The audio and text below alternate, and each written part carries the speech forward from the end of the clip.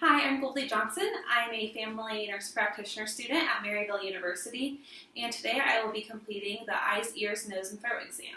I have Casey, a 27-year-old male, here with me today. He will be my patient that has volunteered to do so. So we're going to go ahead and move on. First, we're going to start with the eyes. We're going to measure visual acuity. We're going to do this by, we've already done the Snellen chart and the Rosenbaum. Snellen's going to measure the distance vision, and Casey got 20 out of 20 vision in right and left eye. The Rosenbaum, he tested 20/20 vision of right and left eye, and that's tested for near vision. Now we're going to test for peripheral vision. I'm going to have Casey look at me. I'm going to have him cover his left eye. All right, and I need you to tell me when you can see my finger. Now. Okay, switch. And tell me when you can see my finger. Now. Perfect. So peripheral vision was intact. Now we're going to inspect the eyes a little bit. We're going to start with the eyebrows. The eyebrows, the hair is evenly distributed. They're meeting the temporal canthus. There's no exudate, no discharge, no lesions, no flakiness. Moving down, the eyelashes are extending outwards from the globe. I'm going to have the patient blink for me. He's blinking. There's no ptosis noted, no drainage, no discharge, no lesions, no redness. Moving forward, I'm going to look at the conjunctiva. Or I'm going to have him close his eyes first, and I'm going to palpate. I'm going to palpate for any pain or tenderness or extreme firmness of the eyeball. Any pain or tenderness? Okay. None was noted. So now we're going to go ahead and inspect the conjunctiva. I'm going to pull down, and I'm going to have Casey look up. And I'm going to look at the conjunctiva. It is pink, moist. There's no foreign bodies, no exudate, no drainage of any of concern. Next, we're going to look at the sclera. The sclera is white, and there's blood vessels noted. The cornea is clear. I'm going to test the corneal reflex, cranial nerve number 5, looking for that blinking motion of the eye. So that is intact. Next, we're going to look at the eyes again. We're going to look at the iris. The iris is, the irids are same in color. The pupils are round in 3 and 3 bilaterally. And now we're going to test their reactiveness to light. So looking at reactiveness to light, we're going to look for consensual and direct. So I'm going to shine a light in your eye. Casey, I want you to look straight at me. Okay. Consensual, direct. And we're going to test that other eye. Consensual, direct. Next, we're going to test for accommodation. So I'm going to have Casey look at my pen light, and then I want him to look at a further object away, and then look back at the pen light. Testing for accommodation, all within normal limits. Next, we're going to palpate the lacrimal glands. I'll have him close his eyes, and just making sure they're not overly full, and that's within normal limits. Now we're going to test the 6 cardinal fields of gaze to look for extraocular movement. Casey, I'm going to have you keep your head still forward, and I just want you to look with your eyes and follow my finger, okay? Okay. Up, over, up, and down. We're going to go back to the midline and do the other side. So 6 cardinal fields of gaze were within normal limits. I wasn't noticing extra eye movements or nystagmus. Now we're going to do the eye exam. I'm going to dim the lights.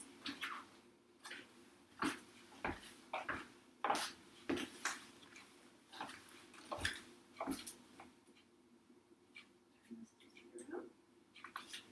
going to look in this eye. Pretty slow open on you, Casey.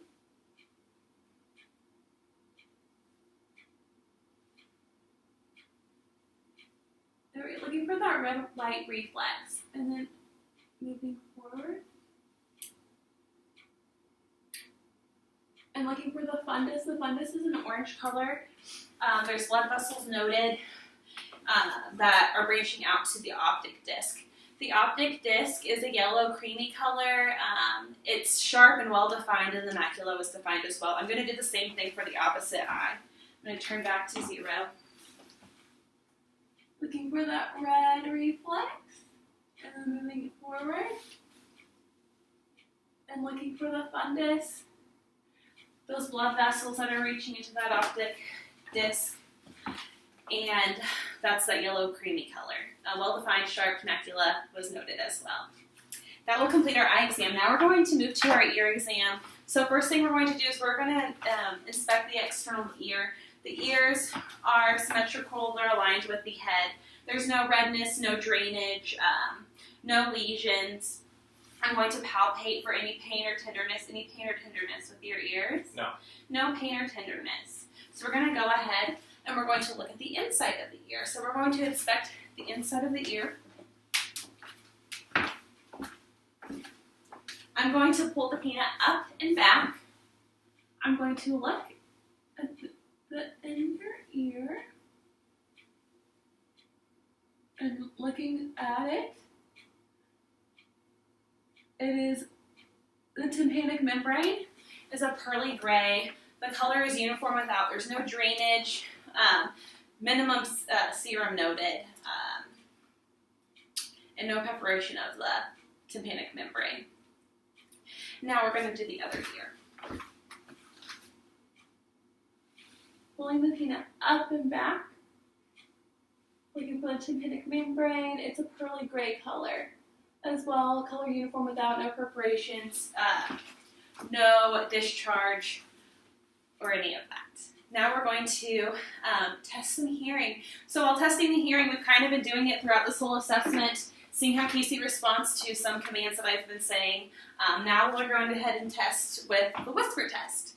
So Casey, I'm going to have you close your ear, occlude it for me, and I'm going to whisper some numbers, and I just want you to repeat them, okay? Okay.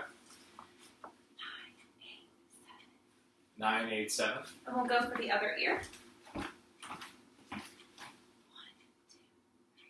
1, 2, 3. Perfect. So whisper test, that was testing for any hearing loss.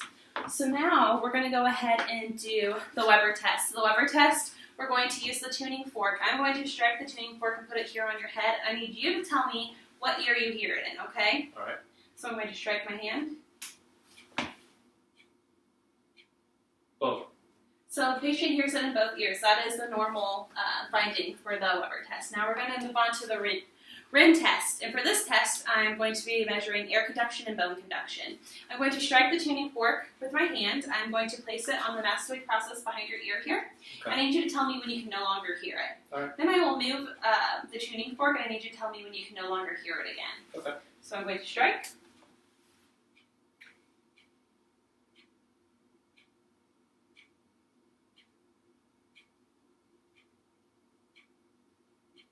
I can't hear anymore.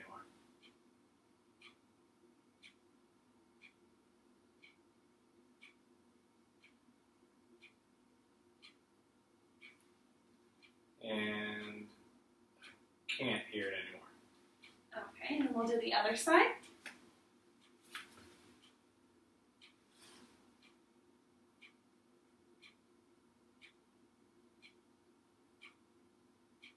Can't hear it.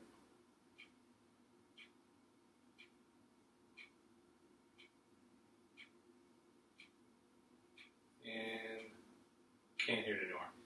All right, so I'm testing for air conduction and bone conduction. Air conduction is 2 times greater than bone conduction. Now that completes our ear exam. We're going to move on to the nose. So inspecting the nose, looking at the nasal bridge, any bone deformities, any dryness, any pressure, any pain when you're palpating, any nodules, any cartilage deformities. I'm not feeling any of that. And we'll also go ahead and palpate the sinuses. So the frontal and the maxillary. Any pain or pressure there? No. No pain, no pressure. All right. Now we're going to inspect the inner side of the nose. I'm going to use my little light here. I'm going to have Casey tilt his head back for me. Looking at the nasal cavity, it's very patent. There's no drainage, no discharge, no lesions, and his septum is not deviated. That will complete our nasal exam. Now we're going to go ahead and move to the mouth. We're going to start with the outside of the mouth. The lips are pink and moist, so they're not chapped. There's no lesions. There's no drainage. I'm going to have him go ahead and smile for me. looking at the teeth, looking at that smile. I'm going to go ahead and inspect the inner mouth. So I'll use my tongue plate for this. So having you open up your mouth for me. Looking in the mouth, the buccal mucosa is pink and moist. There's no lesions. I'm going to have you move your tongue for me.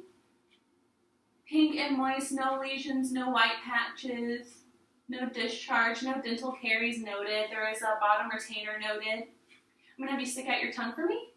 Tongue is pink and moist. Say ah. Ah. Ah. Uvula is midline. Soft palate lifts up. All within normal limits. Tonsils are +1. And everything's pink and moist up there. The oral pharynx is pink and moist as well. So the last thing we're going to do is we're going to test the gag reflex. So I'm going to have Casey open up for me and test that gag reflex. So patient gag reflex is intact. That will complete our eyes, ears, nose, and throat exam. Thank you for having us, and thank you, Casey, for being here. Thank you.